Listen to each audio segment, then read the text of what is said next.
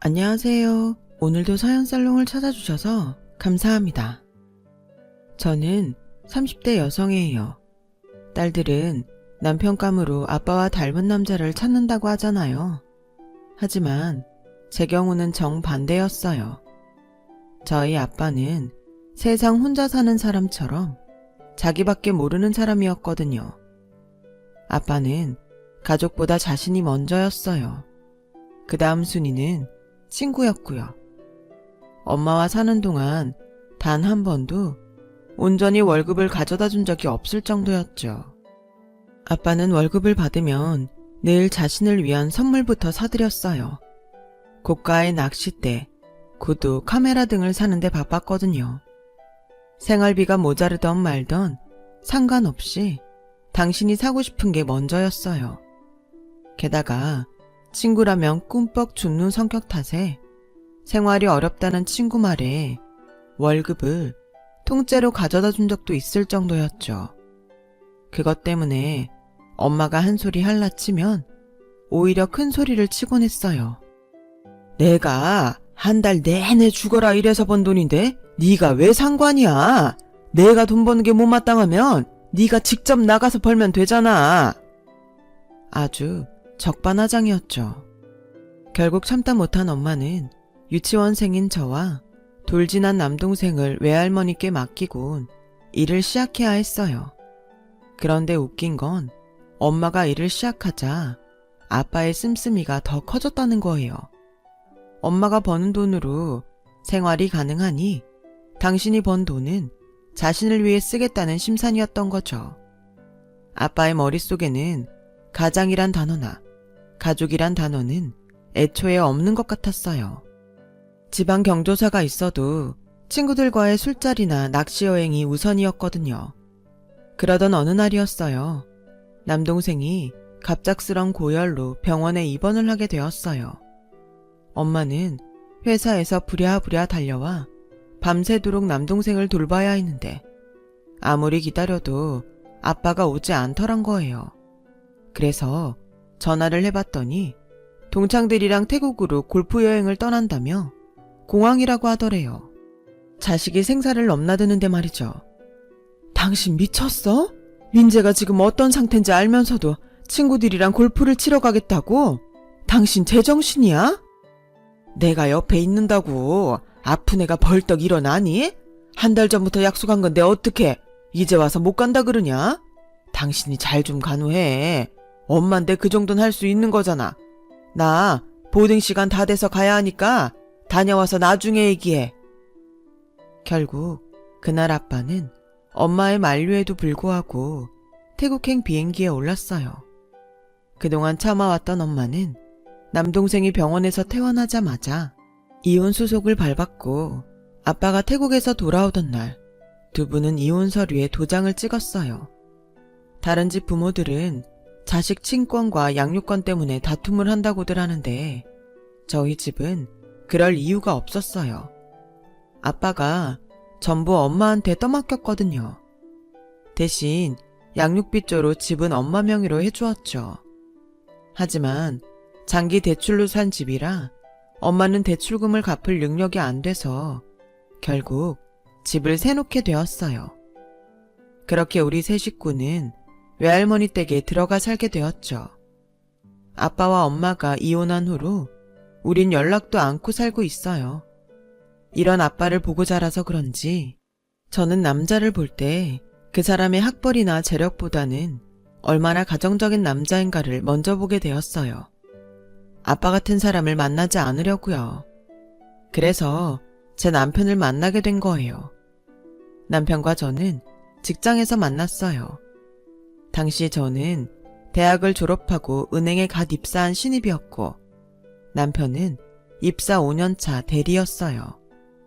저는 저와 7살 차이가 나는 남편을 유부남인 줄 알고 있었어요. 그런데도 제게 은근히 추파를 던지며 친절을 베푸는 게 그렇게 꼴보기 싫더라고요.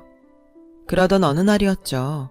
1차 회식을 마치고 젊은 사람들끼리 뭉쳐 호프집에서 2차를 하게 되었어요. 평소 호감이 가던 동기랑 은근히 썸을 타며 즐거운 시간을 보내고 있는 걸 자꾸 남편이 우리 둘 사이를 방해하지 뭐예요. 원치도 않는데 괜히 흑기사를 자처하며 제 술을 대신 마셔주더군요. 늑다리가 젊은 사람들 노는데 눈치 없이 앉아있는 것도 거슬리는데 내 연애까지 방해하는 게 못마땅해서 눈치를 주는데도 아랑곳 않고 말이죠. 결국 소득 없이 술자리는 파장했고 각자 집으로 돌아갈 시간이 되었어요. 저는 동기랑 같은 택시를 타고 가려고 했는데 글쎄 남편이 불쑥 끼어들어선 제 팔을 잡지 뭐예요. 대리를 불렀으니까 정민 씨는 내 차 타고 가요. 괜찮다고 먼저 가시라고 하는데도 기어이 저를 동기한테서 떼어내선 자기 차에 태우는 거 있죠.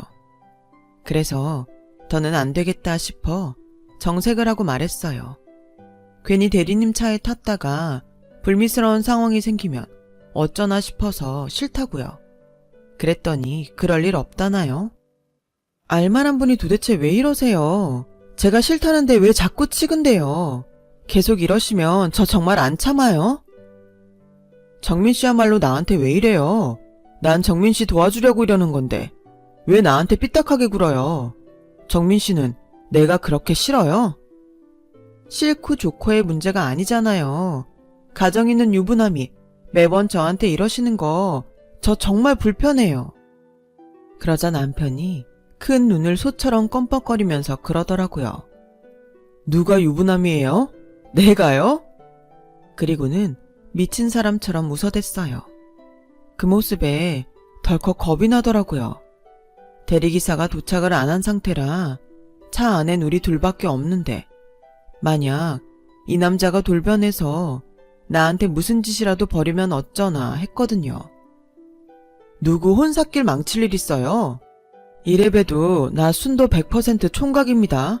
유부남은 내가 아니라 정민 씨한테 작업을 걸던 지웅 씨라고요. 유부남 추파에 술술 넘어가는 거 기껏 도와줬더니 와 진짜. 알고 보니 제가 마음에 두었던 동기는 군대 가기 전에 사고를 치는 바람에 일찍 결혼을 해서 벌써 애가 둘이나 딸린 유부남이더라고요. 회사에 알려지면 곤란할까봐 감추고 있는 걸 남편이 우연히 통화 내용을 듣고는 알았던 모양이었어요. 그런 건 몰랐던 제가 유부남 동기랑 썸을 탈 기미가 보이자 적극적으로 둘 사이를 막으려고 했던 거였죠. 그 말을 들으니 너무 창피해서 쥐구멍에라도 숨고 싶은 심정이었어요. 그래서 기어 들어가는 목소리로 고맙다는 말만 연발했어요. 그랬더니 고마우면 밥 사요. 딱 3번만. 그럼 내가 커피랑 영화는 쏠 테니까. 화라도 낼 줄 알았는데 장난처럼 밥을 사라길래 그동안 오해한 게 미안하기도 하고 얼른 상황을 모면한 마음에 알겠다고 해버렸어요.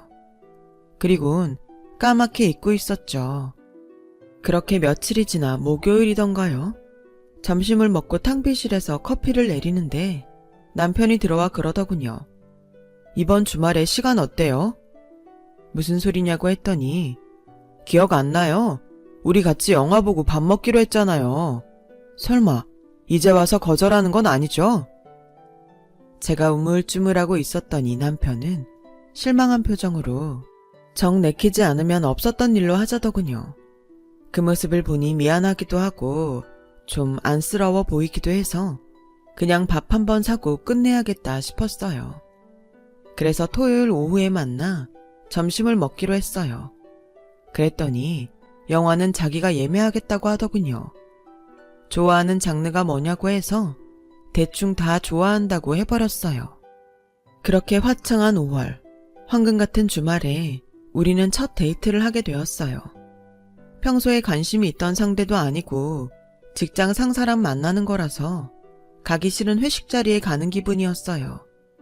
기분이 그러니 화장도 안 먹고 화장이 엉망이니 차려입을 맛도 안 났어요. 그래서 청바지에 운동화를 질질 끌고 나갔는데 평상복을 입은 남편 모습이 꽤 괜찮지 뭐예요. 꾸민 듯 안 꾸민 듯한 옷차림이 굉장히 자연스러워 보였어요. 거기다 안경을 벗고 렌즈를 끼니까 인물이 확 살더라고요. 나이도 훨씬 젊어 보이고 말이죠. 그 모습을 보니 대충 걸쳐 입고 나온 게 정말 미안할 정도였죠.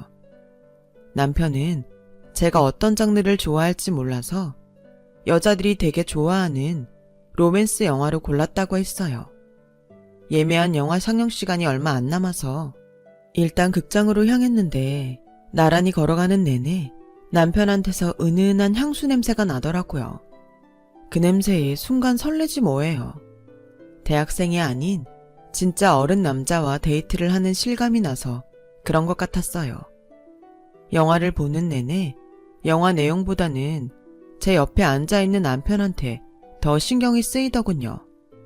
밥을 먹으러 식당에 가서도 자상하게 의자도 빼주고 생선 가시까지 발라주는 모습에 심쿵하더라고요.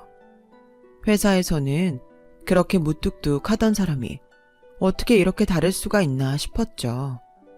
남들은 모르는 남편의 이면을 나만 알게 된 것 같아서 기분이 좋더라고요. 그날 이후 저는 남편한테 마음이 가기 시작했어요. 그래서 남편과 약속한 3번의 데이트를 다 채우게 되었죠. 마지막 데이트를 끝내고 헤어지던 날 남편이 그러더라고요.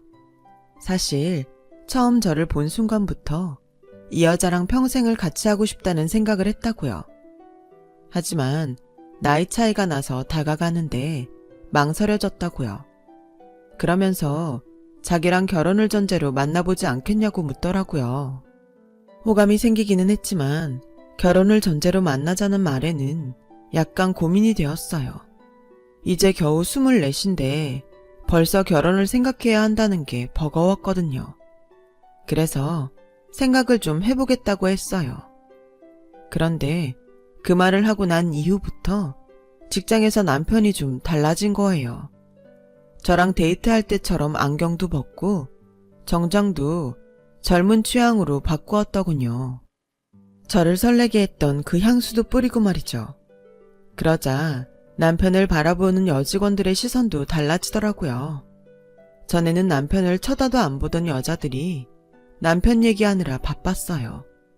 그러자 조바심이 나기 시작하더군요. 이러다 남편을 다른 사람한테 뺏기지 않을까 걱정이 됐거든요. 결혼이 부담되기는 하지만 당장 하자는 것도 아닌데 내가 괜히 과민 반응을 보이는 건 아닐까? 따지고 보면 신랑감으로도 빠지지 않는 사람이잖아. 이런 생각까지 들고 나니 더는 두 손 놓고 있을 수가 없더라고요. 그래서 남편한테 사귀자고 했어요. 대신 결혼은 천천히 생각하자고요. 그러자 남편도 흔쾌히 좋다더라고요. 그 후로 여직원들이 남편한테 호의적인 반응을 보일 때마다 저는 왠지 승자가 된 기분이 들곤 했어요.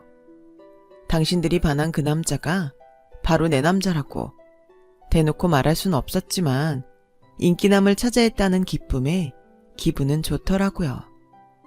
그렇게 2년 정도 연애를 한 우리는 슬슬 결혼 준비를 하기 시작했어요. 사귀는 내내 한결같았던 남편의 모습에 이 남자다 싶었거든요. 게다가 저희 아빠와는 다르게 가정을 중요하게 생각하는 모습이 특히 제 마음을 사로잡았어요. 탄탄한 직장에 회사에서 평판도 좋은 남편은 사윗감으로도 손색이 없었어요. 엄마와 남동생 모두 마음에 들어할 정도였거든요. 연애를 하던 때부터 시댁에 자주 왕래를 해온 덕에 시집 식구들도 저를 반겨주었죠. 결혼을 하기로 결정한 이후로는 정말 시간이 눈코 뜰 새 없이 바쁘게 흘러갔어요. 거짓말 조금 보태서 정신을 차려보니 신혼여행을 와 있더라고요. 이국적인 분위기가 물씬 풍기는 고급 리조트에서 사랑하는 사람과 일몰을 바라보며 칵테일을 마시고 있노라니 그제야 신혼여행에 온 실감이 났어요. 그곳에서 보낸 6박 7일은 인생에서 가장 행복한 순간이었던 것 같아요. 하지만 꿈이 영원할 수 없는 것처럼 인천공항에 도착한 순간부터 현실이 펼쳐지고 말았어요. 먼저 시댁에 가서 인사를 드리고 친정에서 하룻밤을 자기로 했는데 글쎄 남편이 과음을 하는 바람에 시댁에서 잠이 들어버렸지 뭐예요. 그렇다고 남편을 두고 저만 친정에 갈 수 없어서 할 수 없이 첫날을 시댁에서 보내게 되었어요. 이바지 음식까지 준비해 놓고 기다리던 엄마와 남동생은 무척 아쉬워했죠. 할 수 없이 다음날 친정에 가려고 했는데 아침에 일어나 보니까 남편이 사라지고 없지 뭐예요. 그래 전화를 해봤더니 장례식장이라는 거예요. 새벽녘에 물을 마시러 일어났다가 친구 아버님 부고 문자를 보고 급히 상갓집으로 달려갔더라고요. 제가 하도 곤히 자길래 말 못하고 조용히 나왔다더군요. 그럼 우리 집엔 언제 가려고? 우리 엄마랑 남동생이 어제부터 눈 빠지게 기다리고 있단 말이야. 미안한데 자기야, 처가엔 나중에 가면 안 될까? 녀석이 친구가 별로 없어서 내가 관을 운구해야 할 것 같아. 내가 발이 나고 집에 가도 다음 날부터 회사 출근이라 아무래도 처가에 들리긴 힘들 것 같아. 대신 장모님께는 내가 나중에 제대로 사과드릴게. 미안해 자기야. 화가 나긴 했지만 장례식장에서 나를 세고 있는 남편한테 화를 내봐야 소용없을 것 같아서 알겠다고 했어요. 엄마한테 그 얘기를 했더니 엄마는 오히려 사위 걱정을 하시더라고요. 다음날 회사 출근하려면 쉬어야 할 텐데 잠도 못 자고 고생이라고요. 신혼여행에서 무사히 돌아왔으면 됐어. 오늘만 날이니? 얼굴 보는 거야. 앞으로도 언제든 볼 수 있으니까 김서방한테 너무 뭐라 그러지 마라. 못 오는 김서방 속은 오죽하겠니? 엄마 말대로 앞으로 볼 날도 많은데 너무 심하게 하지 말자 싶어 그 일은 조용히 넘겼어요. 그런데 일이 그렇게 되려니 친정에 가기로 하는 날마다 꼭 그렇게 일이 생기지 뭐예요. 결혼하고 처음 맞는 추석엔 어머님이 다치시는 바람에 제가 상 차리고 손님 대접하느라 못 갔고 설에는 제가 출산을 하느라 또 못 가고 말았어요. 결국 남편과 친정을 찾은 건 결혼하고 1년이 지나서였어요. 제가 친정에서 산후조리를 하게 되었거든요. 원래는 산후조리원에 들어가려고 했는데 가격 대비 시설이 괜찮은 곳이나 입소문이 난 곳은 이미 예약이 꽉 차서 자리가 없더라고요. 그래서 할 수 없이 엄마가 해주시기로 한 거죠. 엄마는 사위가 혼자 어떻게 밥을 해먹겠냐고 친정에 같이 와 있으라고 하셨지만 남편이 극구 사양하더라고요. 자기까지 와 있으면 저희 엄마가 너무 힘드시다면서요. 그래서 남편은 매일 퇴근길에 저희 친정에 들렀다가 가곤 했어요. 저는 임신 7개월까지는 회사 생활을 하다가 몸이 무거워지면서 퇴직을 했어요. 처음엔 휴직을 할까 했는데 남편이 애는 엄마 손에 키우고 싶다고 해서 남편 뜻을 따르기로 했죠. 남편 혼자 버리러도 우리 세 식구 살기는 충분하기도 했고요. 남편은 최고의 남편이자 최고의 아빠였어요.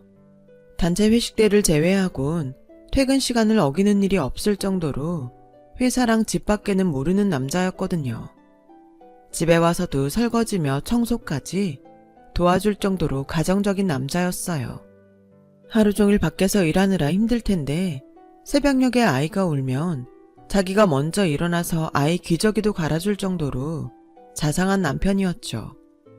그런데 이런 남편한테 딱 한 가지 아쉬운 점이 있었어요. 그건 바로 처가에 가는 걸 무척이나 싫어한다는 거였죠. 제가 친정에서 산후조리를 한 이후로 제 친정에 간 적이 없을 정도로요. 반면에 시댁에 가는 건 어찌나 좋아하는지 주말이고 평일이고 할 거 없이 툭 하면 시댁에 가자고 조를 정도였어요. 평소 남편이 얄미우면 싫다고 하겠지만 저랑 아이한테 누구보다 헌신적인 남편인지라 거절을 할 수가 없어서 남편이 가자고 하면 별 말 없이 따라 나서곤 했어요. 그러면서도 내심 서운한 마음은 지울 수 없었죠. 그러던 차에 결정적인 사건이 일어난 거예요. 저희 엄마가 남동생 결혼을 앞두고 오랜만에 온 가족이 모여서 밥이라도 먹자고 집으로 부르셨는데 글쎄 남편이 안 가겠다고 버티지 뭐예요. 자기야, 가서 밥만 먹고 오는 건데 뭐가 어렵다고 그래. 지난 설이랑 추석에도 우리 집엔 못 갔잖아. 그러니까 이럴 때라도 한번 가야지. 아니, 결혼식 때 볼 텐데 뭐하러 가냐고. 나 정말 피곤해서 그래. 가고 싶으면 다름이 데리고 당신이나 갔다 와. 어차피 장모님이 다름이랑 당신이 보고 싶어서 그러시는 거지. 나 보자고 오라는 거 아니잖아.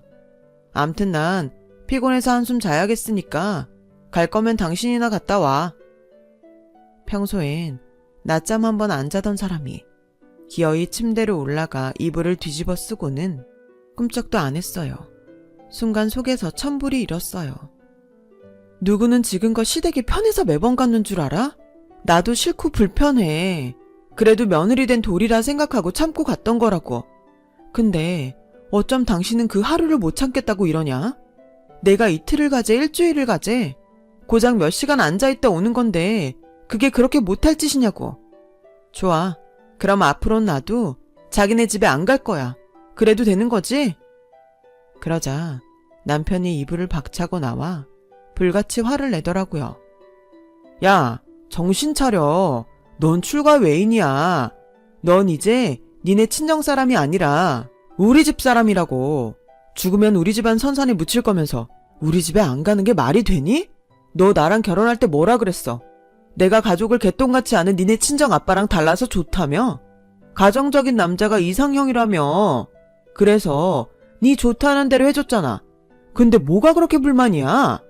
솔직히 장모님이 우릴 부른 속셈을 내가 모를까봐 그래? 처남 장가 가는데 누나로서 돈 좀 보태란 얘기하려고 부르는 거잖아. 아니, 그걸 당신이 어떻게 알아? 설사 그렇다 쳐도 동생 결혼하는데 돈 좀 보태주면 안 돼? 당신 돈이 아까워 그런 거라면 내가 내면 되잖아. 어쩜 사람이 그렇게 쪼잔하게 구냐? 결국 저는 아이랑 둘이서만 친정에 갔어요. 엄마랑 남동생한테는 은행에 일이 좀 생겨서 남편이 급하게 출장을 가느라 못 왔다고 둘러댔죠. 솔직히 말했다가 괜히 마음만 아프게 할 것 같아서요. 나 혼자 속상하고 끝내는 게 낫겠다 싶었어요. 그날 이후 저는 남편이 왠지 남처럼 느껴지기 시작했어요. 남편한테 서운한 감정이 드니 자연히 시댁 식구들 보는 것도 싫어지더라고요. 그래서 이제는 남편이 시댁에 가자고 하면 성질부터 나게 되었죠. 우리 집엔 그렇게 무심한 사람이 어쩜 자기네 집에 가는 것만 챙기려 드는지 정말 이해가 안 갔거든요. 시간이 지나면 나아지려나 했는데 결혼하고 5년이 넘도록 하나도 변한 게 없는 걸 보면 10년이 지나고 100년이 지나도 똑같을 거란 생각이 들었죠. 아빠 같은 사람 안 만나려고 가정적인 남자를 골랐는데 지네 집만 신경 쓰는 놈이라니 완전 똥 밟은 기분이었어요. 그렇게 냉전이 길어지던 어느 날 뜻밖의 비보를 전해 듣게 되었는데 25년 만에 듣게 된 아빠 소식이었죠. 엄마랑 이혼하고 줄곧 혼자 살았던 아빠는 죽고 못 사는 친구들과 동남아 골프 여행을 갔다가 교통사고를 당해 현재 병원에 입원해 있다는 거예요. 중상이라 하루속히 한국으로 이송을 해야 하는데 친구라는 인간들이 비용 얘기를 듣고는 다들 나 몰라라 해서 결국 전처인 저희 엄마한테 연락이 닿게 된 거였어요. 비록 이혼한 지 25년 된 남남이지만 그래도 다쳐서 생사를 오간다는 말에 엄마는 여권부터 꺼내 들었어요. 그리고 남동생과 함께 베트남으로 달려가셨죠. 저는 일단 남편한테 이 상황을 전하고 대책을 논의하려고 했어요. 그런데 자기 부모님 이혼하셨다며 그간 전화도 한 통 없이 자기 인생 살아온 사람을 왜 당신이 신경을 써? 설마 지금 나한테 자기 아빠 병원비를 대라고 하는 건 아니지? 그런 거라면 일찌감치 포기해. 난 얼굴도 모르는 장인한테 피 같은 내 돈 쓸 생각 전혀 없으니까. 말이 났으니 말인데 자긴 엄연히 우리 집 사람이야. 그러니까 친정 일은 장모님이랑 처남한테 맡기고 자긴 가만히 있으라고. 괜히 나서서 헛돈 깨지게 하지 말란 말이야. 알았어? 당신 지금 뭐라 그랬어? 헛돈?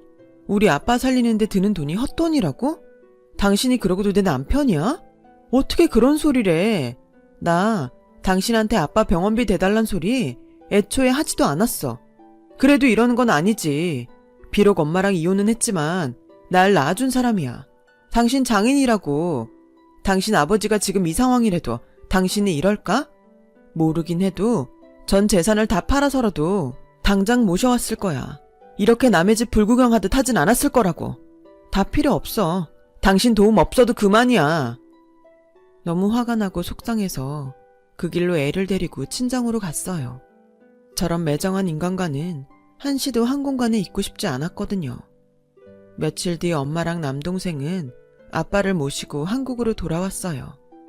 하지만 그곳에서 너무 오래 방치된 탓에 손 써볼 겨를도 없이 세상을 떠나고 말았죠. 아빠가 그렇게 아끼던 친구들이 사고 당시 아빠를 한국으로 수송해 왔다면 살 수도 있었는데 말이죠. 그렇게 우리 가족은 25년 만에 만난 아빠와 또다시 이별을 해야만 했어요. 허망하게 아빠 빈소를 지키고 있는데 함께 여행을 떠났던 아빠 친구들이 찾아왔더라고요. 당시엔 경황이 없어서 아빠를 두고 한국으로 돌아왔는데 와서 생각해보니 여행을 가기 전에 여행자 보험을 들었던 게 떠오르더래요. 진작 알았으면 보험사에 연락해 아빠를 이송해 왔을 텐데 미안하다며 사과를 하더라고요. 그러면서 보험사에 연락해보라나요? 엄마는 사람이 죽었는데 그게 다 뭔 소용이냐며 어떻게 친구를 버리고 당신들만 한국으로 도망칠 수가 있냐고 소리쳤어요. 그동안 자기 월급까지 털어주며 친구들한테 간쓸게 다 빼준 사람한테 당신들이 어떻게 이럴 수가 있냐고요. 그 말에 아빠 친구들은 고개를 푹 숙인 채 울먹였어요. 그런데 이런 와중에도 남편은 화색이 돼서는 어디론가 전화를 하고 있지 뭐예요.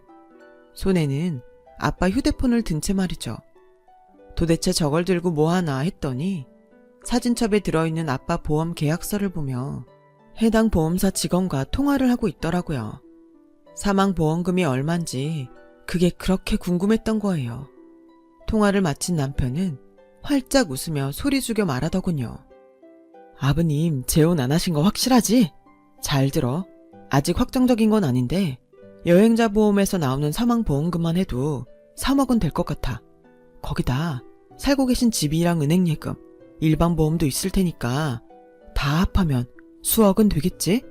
장모님이야 이혼했으니까 해당 사항 없고 저남이랑 자기랑 반반 나눠도 상속세 빼고도 억대 유산을 손에 넣을 수 있단 얘기야.